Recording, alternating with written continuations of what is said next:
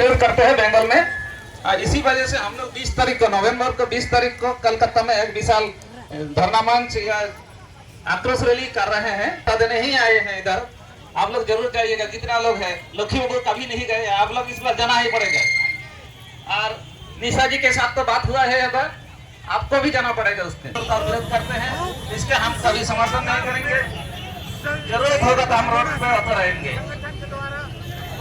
और हम लोग जो है लखीमपुर ऐसा नहीं करने से नहीं होगा। बिहार, बंगाल, उड़ीसा, झारखंड पूरा एकजुट होकर लड़ना पड़ेगा इसी विरोध में, इसी विषय पे। और ये कॉरिडोर हमको बनाना ही पड़ेगा। हमारा और कोई चारा नहीं एकजुट होने के सिवा। हमारे पास कोई भी ताकत नहीं, ना पॉलिटिकल पावर है, ना मनी पावर है, कुछ भी नहीं है, लेकिन एकजुट होना ही पड़ेगा। और इस बार जाना ही पड़ेगा।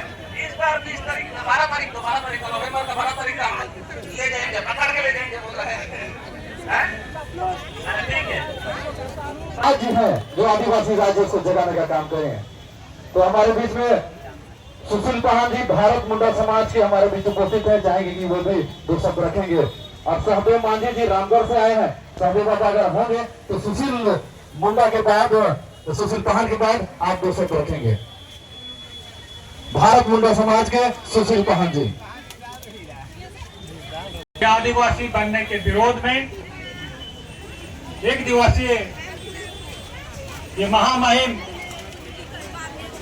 राजभवन के समक्ष हम लोग धरना प्रदर्शन किए हुए हैं। ये बहुत ही एक अच्छा संकेत है हमारे आदिवासी समाज के लिए कि हम लोग इतने एकजुट होके इसका विरोध कर रहे हैं। और आने वाले दिनों में हम लोग इस प्रकार के जो भी आदिवासियों के हक अधिकार के लिए जो हमें छेड़ने का काम करेगा, छीनने का काम करेगा, उसका हम लोग पुरजोर विरोध करते हुए उन्हें नाकाम करने का काम करेंगे।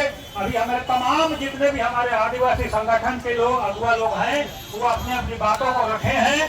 तो ये एक संकेत हम लोग को जाना चाहिए कि हमारे जितने भी हमारे नवयुवक हैं, उन लोगों को ज्यादा से ज्यादा जागरूक करने की जरूरत है कि आने वाले दिनों में हमें इस तरह के समस्याओं के साथ हमें तैयार रहने की आवश्यकता है। कि हमारा इतिहास बोलता है, आदिवासियों का इतिहास कहता है कि हमारे 1771 से हमारा आदिवासी लोग अंग्रेजों के साथ लड़ाई करते हुए हमारे हक और अधिकारों को रक्षा करने का काम किए हुए हैं।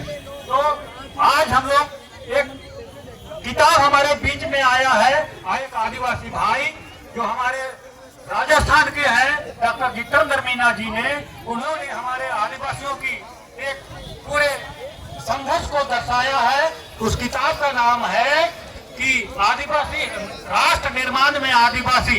इस किताब को हमारे जितने भी नवयुवक हैं उसको पढ़ना चाहिए, तो ताकि हमारे आदिवासियों के आंदोलनकारी, आदिवासियों के जल जंगल जमीन की रक्षा के लिए जो संघर्ष किए हैं उसको दर्शाया गया है। तो आज हम मुख्य रूप से हमारे जो हक अधिकार के लिए हमारे कुर्मी, जो हम कुर्मियों को अपने साथ लेके आए थे, अपने साथ हमारे काम धंधों में सहायता के लिए उसको लेके आए थे, वो यहाँ अपने आप को राजा मानने लगे हैं। तो उसको राजा मानने वाले इस कुर्मी भाइयों को हम सबक सिखाना चाहिए। और जितने भी हमारे प्रवक्ता लोग हैं, सभी ने पुरजोर तरीके से उनको खंडन करते हुए कहा है। बहुत आश्चर्य के साथ कहना पड़ता है कि कुर्मी भाई अपने लोग अभी तो भाई का आप कह रहे हैं, एक इज्जत दे के कह रहे हैं, लेकिन हम इस प्रकार के रहेगा तो ना वो भाई है मेरा, ना कोई नहीं, वो मेरा दुश्मन हो जाएगा।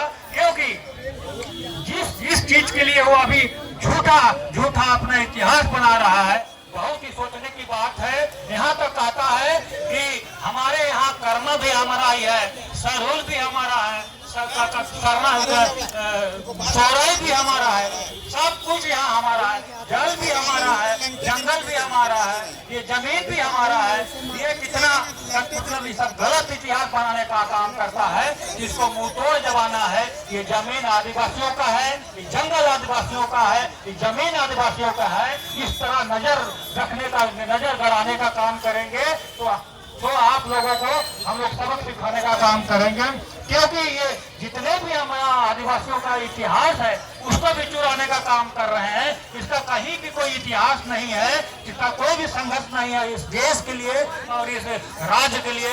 इसलिए ज्यादा न बोलते हुए हम सभी आदिवासियों से फिर से एक बार हम आग्रह करना चाहते हैं, निवेदन करना चाहते हैं, खास करके युवाओं को हमें आगे बढ़ना है। इस तरह का हमारे बीच में आने का, हमारा अधिकार को छीनने वाले जिस लोग ने हमारे जल जंगल जमीन पर नजर गड़ेंगे उसको मुंहतोड़ जवाब देंगे साथियों। और हमारे जितने भी पढ़ा लिखा लड़का लोग है उन्हें इस रास्ता पे आना है, समाज के लिए काम करना है और समाज को आगे बढ़ाना है। समाज आगे बढ़ेगा तभी हम आगे बढ़ेंगे, हमारा राज्य आगे बढ़ेगा, हमारा देश आगे बढ़ेगा। हम सभी आप लोगों को बहुत बहुत धन्यवाद देते हैं। भारत मुंडा समाज की तरफ से तमाम आए हुए हमारे ग्रामीण छोटे बड़े जितने भी आदिवासी लोग हैं सबको हम जोहार करते हैं, धन्यवाद करते हैं। और इसी तरह हम संगठित होकर सभी समाज सभी आदिवासी एक साथ मिलकर हमारे इस समस्याओं का समाधान करेंगे। हमारे ऊपर जो अभी आंच आएगा उसका हम पुरजोर जोर को तस्कर से इसका विरोध करते हुए हम आदिवासी समाज को आगे लेके चलेंगे। आदिवासी समाज को हम एक राह दिखाएंगे, एक दिशा दिखाएंगे और नया प्रदेश का निर्माण करने के लिए आगे बढ़ेंगे। बहुत बहुत धन्यवाद। आदिवासी समाज एकता जिंदाबाद, आदिवासी एकता जिंदाबाद। जय झारखंड।